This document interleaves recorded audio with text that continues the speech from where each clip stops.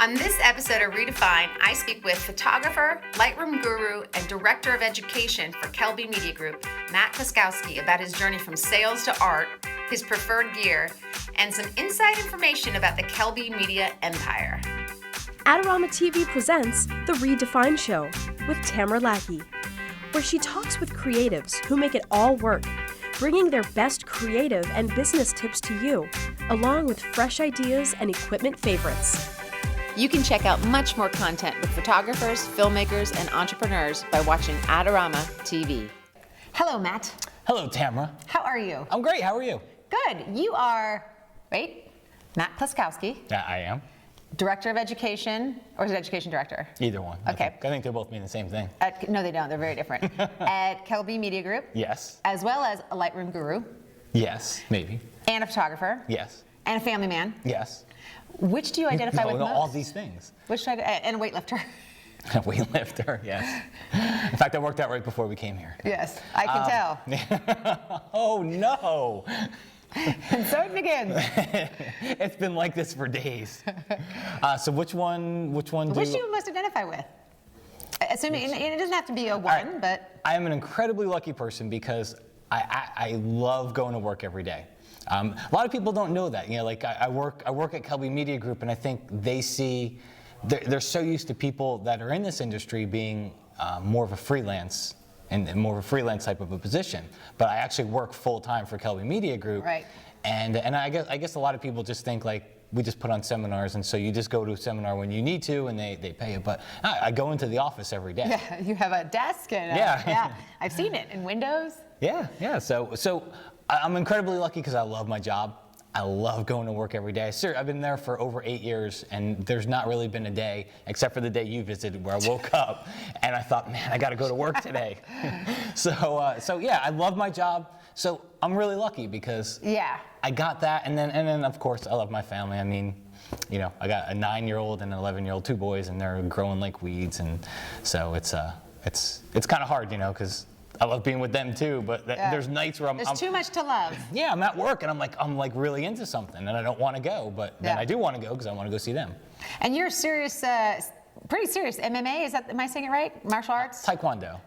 Is that different than martial arts? Isn't that? It's, you know what, semantics. It's, you know, to most people don't know, but yeah, MMA is everything. Okay. It's Taekwondo, it's jiu-jitsu, it's ground fighting, it's kicking, it's punching. But you're like into Taekwondo is more, you know, Korean kicking, punching, that of an art. We don't go to the ground and try to take somebody's arm into a pretzel, and those guys would kill me. Those guys would just, I'd sit there, I'd say, okay, stay 5 feet away and I'll kick you, but they wouldn't, and they'd come in and they'd take me to the ground and my arm would be wrapped around my head in a pretzel. All right, so you started out in sales, moved into software development, then went into how was that road journeyed? Okay, that road was journeyed in college, me not knowing what, so I'll start off with this. I've never in my life taken a photography or Photoshop class, other than like coming to Photoshop world. Lightroom course? Have you ever taken a Lightroom class? No. You just grew up knowing it? Or I guess so. You studied it? Yeah. So I've never in my life taken a Photoshop or photography class. I didn't go to school for it. I didn't take classes for it in school. I was in college. I had no idea what I wanted to do. So somebody said that marketing was an easy major. And well, that's for me. I jumped on it. So I got into marketing, graduated, and of course, marketing means sales. Right. So I started working for Caterpillar construction equipment. Yes. And I was selling construction equipment, renting, and all that stuff. And then I went back to school at night because I really like computers, and this is in the early 90s. Right. So computers are just like, you know, everybody's starting to get their first personal computer.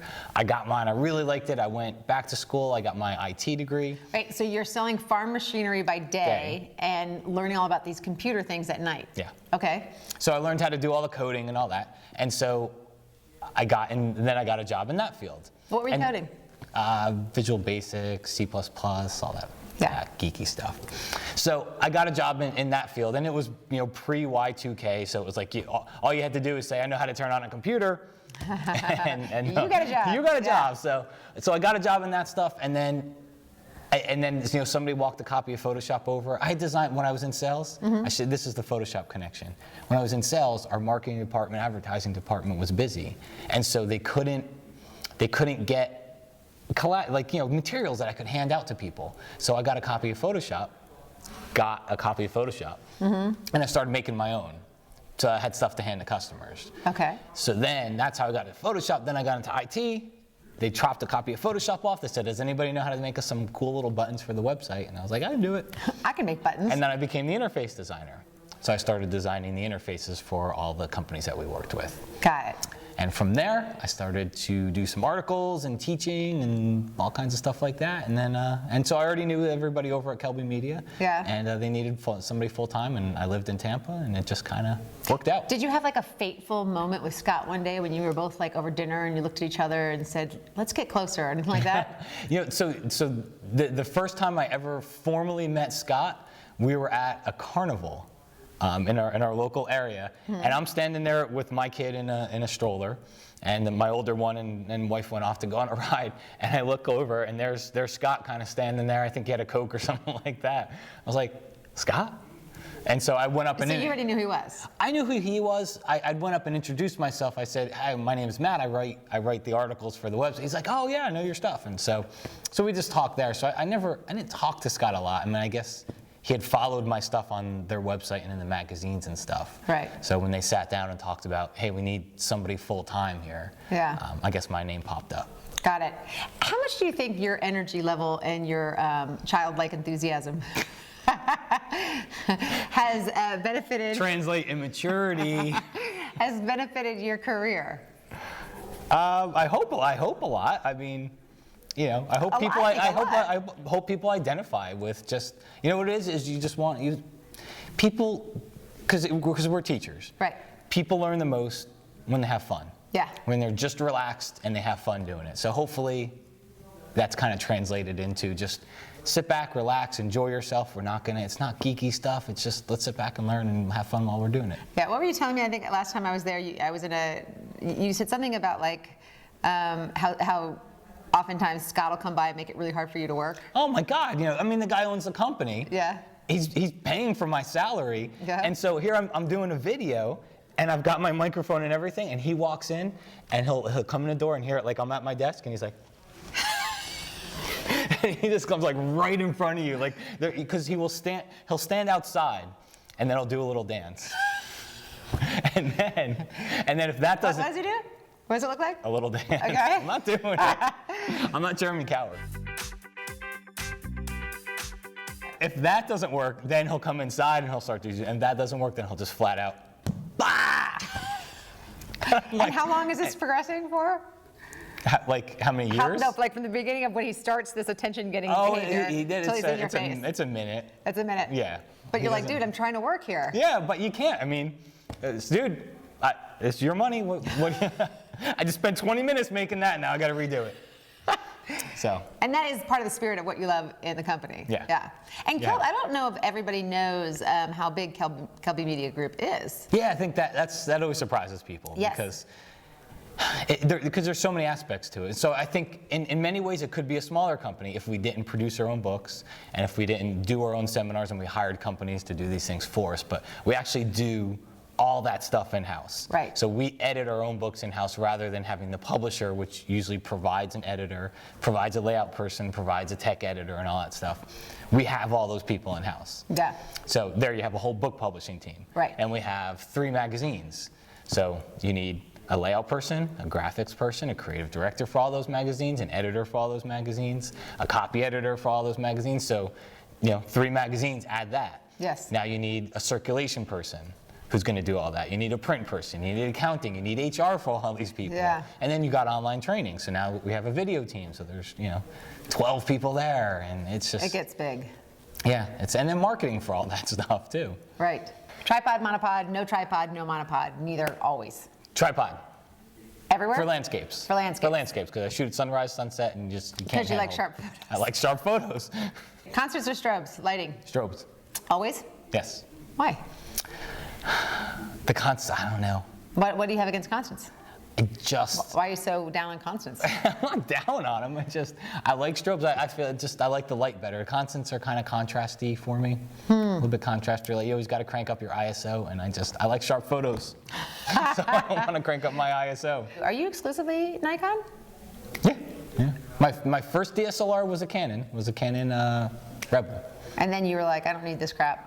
Yeah, I started making friends in the industry with Nikon, and had some friends at Nikon, and here's what I say about the Nikon Canon thing, because I could care less. Right. You can put a Canon in my hand and I'll shoot just fine with it.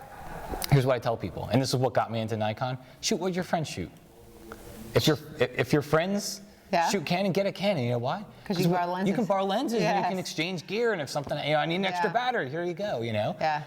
And perfect example, because I was in Portland, and my battery died, and the guy I was shooting with was Canon, and he's like, oh, I got one. I got an extra one. I'm like, yeah, dude, that doesn't do me any good.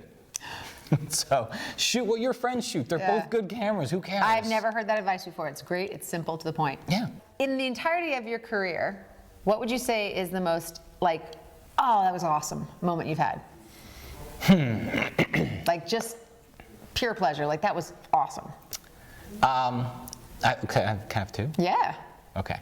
I mean, you love your job. That makes sense. Yeah. Well, the Photoshop worlds. So Photoshop world, like when we come to Photoshop world, that's like one of my favorite times, because especially like when you do a class and you know when you nail a class, and like everything you're doing, it works out great. There's no hiccups. So that's always fun when you just nail a class. And then one of my other good career moments was when I finished my compositing book. Like, just the feeling of like. Yeah, everybody's like this. No matter what field you're in, you finish a project, and usually 6 months later, you're like, I should have done that. I should have done this. I could have done that. You always second guess yourself. When I finished my Photoshop compositing book, it's like I felt really good. Like I felt like I wrote a book. Like there's no second guessing. Yeah, like you did. I felt like I wrote the best book on the topic out there, that it was going to help people, and that was going to help a lot of people, no matter what type of compositing you wanted to do. When you look from the beginning of your career to now, and you look at other people who would love to get to where you are in terms of not only your level of success, but the way you enjoy it, which is such a critical part of success, what would you say that early on you did right? How about stick with itness?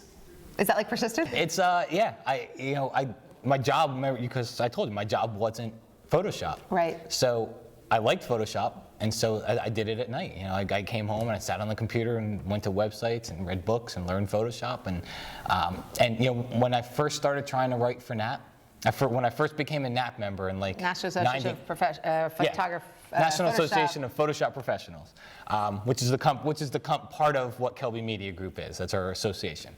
When I first became a NAP member, it was 99, 2000, whatever it was, I would send the executive director emails saying, hey, can I write tutorials for you guys? And it probably took me three years before he gave me a shot.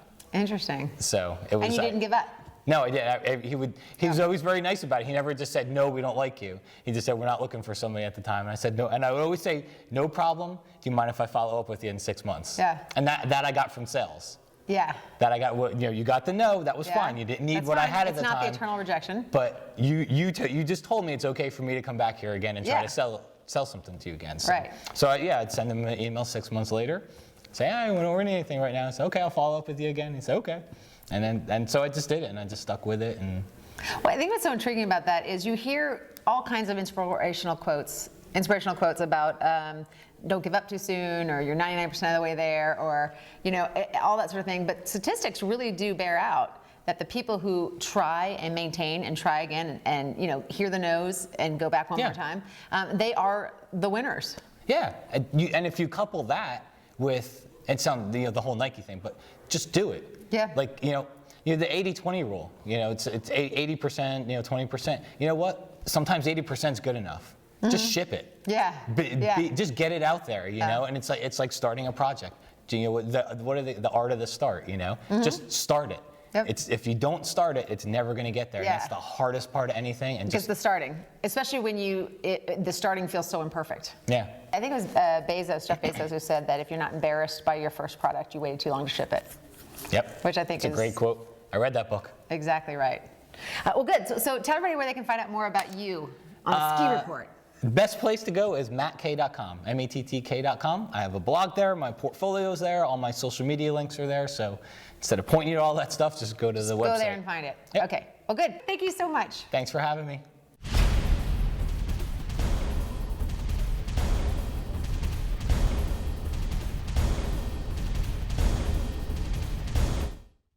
And now I've lost interest in that topic, so. That's okay. I'm fading from this whole thing, actually. Let's do that again. For all the latest photography, video, and computer gear, visit Adorama.com. Place your order by 8 p.m. and it ships the same day. Plus, next time you're in New York City, be sure to visit our store located on 18th Street between 5th and 6th Avenue.